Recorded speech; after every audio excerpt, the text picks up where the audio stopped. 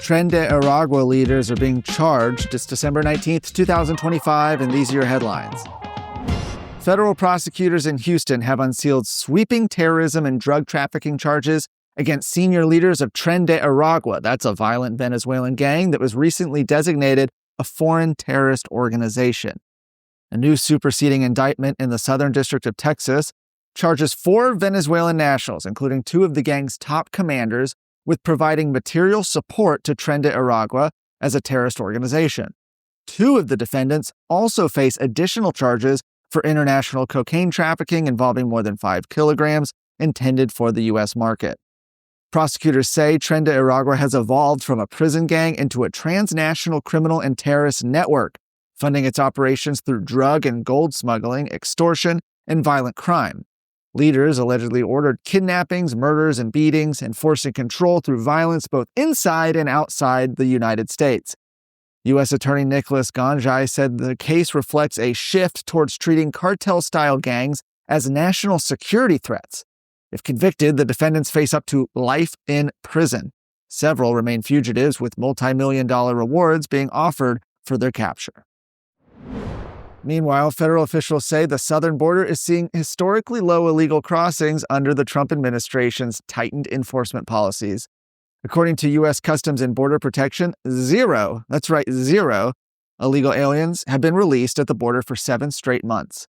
National border encounters in November were even lower than October's already record low numbers, totaling just over 30,000 nationwide. That's down more than 90% from the peak under the former administration.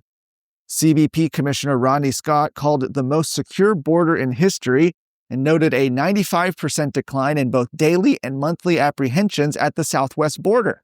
By comparison, more than 7,000 migrants were released on parole in November of last year. How far we've come.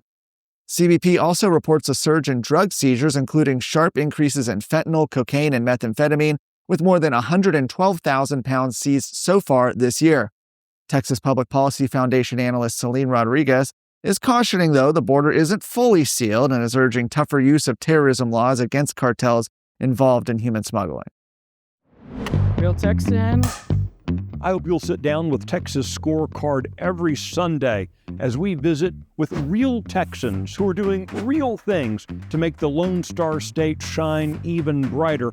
We're going to be talking to activists and politicians, but we're also going to be talking with men and women who are shaping business in Texas and driving for a better culture.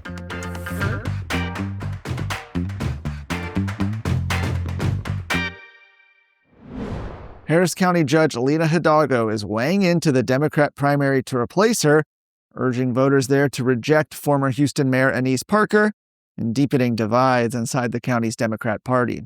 In a social media post, Judge Hidalgo warned primary voters that Parker does not represent Democrat values. She called her Kim Og 2.0 and accused her of governing like a Republican despite running as a Democrat.